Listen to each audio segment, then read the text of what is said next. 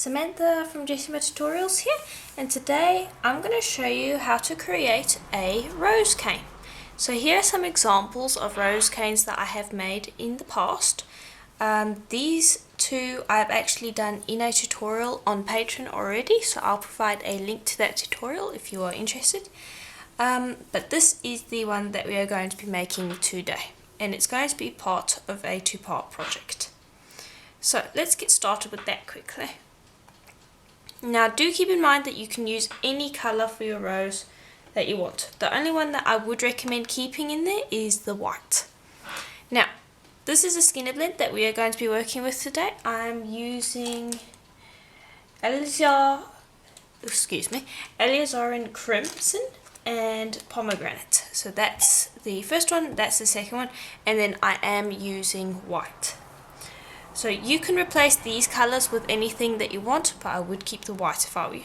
So now I'm going to turn this into a skinner blend, and then we can get on with making our skinner blend plug. Okay, and so here is our blend. So now what we are going to do is we're going to take it and we're going to fold it in half. Make sure to get out those air bubbles. So I'm just going to tuck in these edges over here. There we go. And I'm going to fold it in half again. And again, make sure to smooth out those air bubbles.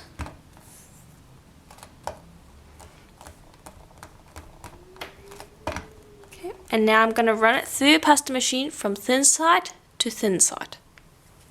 Okay, and so you should have a nice long blend.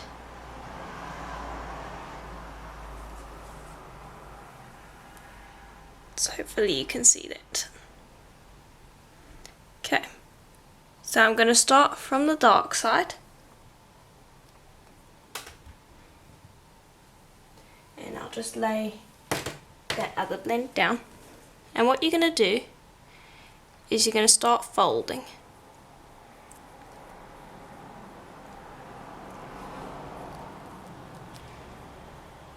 And just keep on folding up your blend until you've used up your entire blend, and that will give you your skinner blend plug.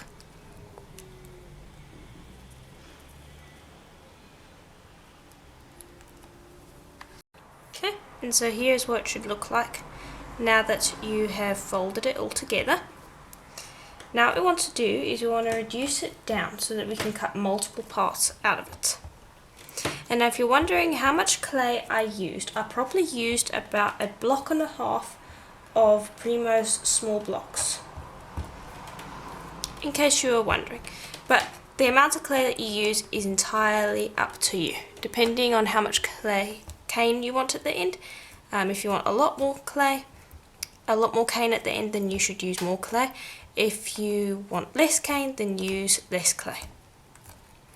So I've just squished it all together, and now I'm going to use my roller to start reducing it. And I'm going to reduce it until I can cut out, let's see, probably about 12 to 14 parts, maybe more, we'll see. But you want to reduce it down quite a bit. So I'll just continue doing this until I've got it down to the size that I like.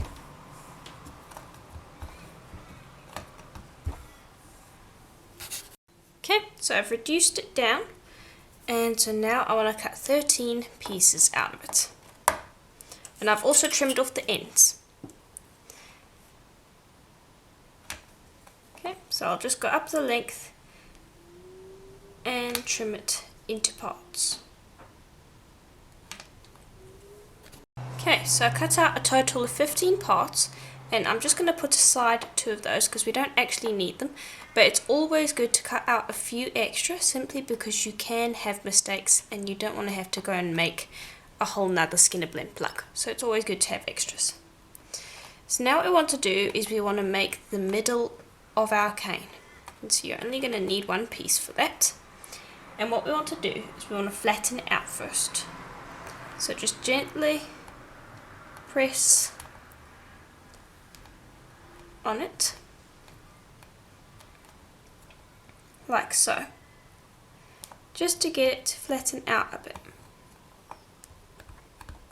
Okay, and then on one side you want to gently start pinching it into a point, so that from the side over here it looks kind of like a petal almost, or a really long triangle. Okay, and just stretch that out a bit. And then what you want to do is you want to roll with the red facing up. So you want to roll inwards like this, so that the outside of your roll is the white, and that's quite important.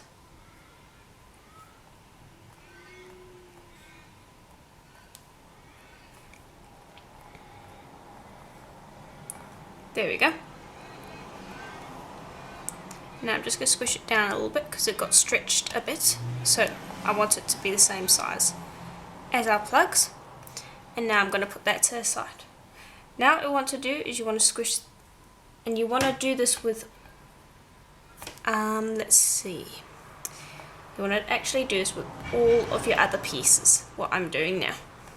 So you want to squish it flat, just like that, and then you want to pinch it so that the white comes over your red.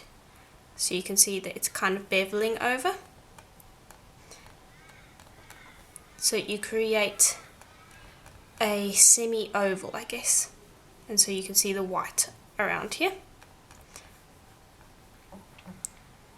And then you want to repeat that with every single one of your other pieces, and just make sure that they're all the same height, because they're all going to go in the same cane, so it should be all the same height. So go and make all of the other pieces like this into that. Okay, so I've finished pressing out these pieces, and so now we are ready to get started.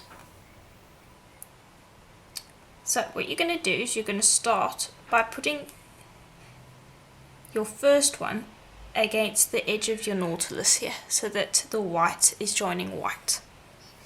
And then just gently curl it around a little bit, and then bring over your next one and start it off so that the petals overlap. And you want the petals to be overlapping in the same direction, because that is what a real rose does. So it's definitely best to try and keep all your pieces going in the same direction.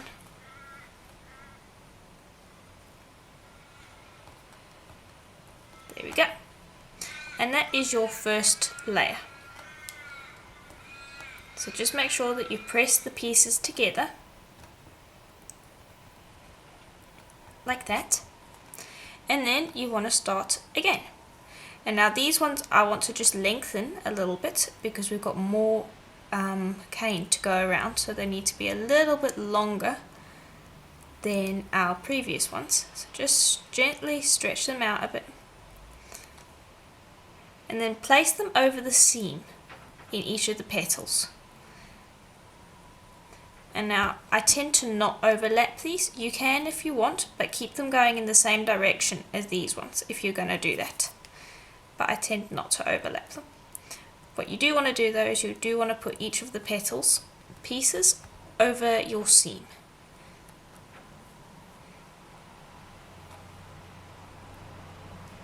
Like so. And I'll do that all the way around. There we are. And then next you want to do one last layer. And it's optional to do the last layer, but I personally think that that's the best number of petals. You can add more, you can stop here if you wanted to, but personally I like this number of petals. Okay, now another thing to keep in mind while you're doing this is you can swap out the colours like I said, but I tend to recommend using white in the blend no matter what colours you're using. And when you're using white, you always want the white to be facing outwards. So as you can see, when I'm putting these petals together, the white is always on the outside, and that is pretty important. So that's just another thing to keep in mind. So I'll just finish up these last two petals quickly, and then we can reduce, and I'll show you what our cane is going to look like. There we go. Now what we're going to do is we're just simply going to reduce it. And another thing that I really love about rose canes is the fact that you don't need to pack them like other flower canes, or most other canes to be honest. Because generally you have to pack them with some sort of a colour. I tend to use translucent so that when you reduce them, it's not like you're going to squish the petals or anything like that. But the roses, because they basically are already in a round shape, you don't have to pack them, which is really nice, because you're not going to lose the shape of the petals by reducing it, whereas something like a daisy you would. So if you're going to start canes, and you wanted to do something other than like a checkerboard or a kaleidoscope, something a little bit more interesting like a flower, I would definitely recommend starting with a rose because it's really simple. And I've got an even easier tutorial on a more stylized rose. It doesn't look like a real rose, but it's still a really nice rose cane. I'll leave a link to that in the description below so you guys can go and check that out. And that rose is quite cute as well. So I'm just going to continue reducing this. And I like pulling on the ends after rolling. It does help with the reducing process. Okay. And I'm just about done. There we go. Now I will bring over a nice thin tissue blade and I'm gonna cut. And here's what our rose looks like. You can see it's very bright and very vibrant. Now the problem is that our cane hasn't rested yet, so you're going to see that it's going to smudge a little bit when you cut it. So if you don't want that, let your cane rest for about half an hour before cutting it. And I'm just going to reduce these ends just a little bit more so that they're equal. But there we go, this is the amount of waste that you're going to get. And these make stunning Natasha beads, so definitely try that out. I do have a Natasha bead tutorial and I'll provide a link to that as well. So that's basically it for today's tutorial, and I do hope that it was helpful to you. I will be doing a project tutorial on using these rose canes, and that should come out next week, so do look out for that.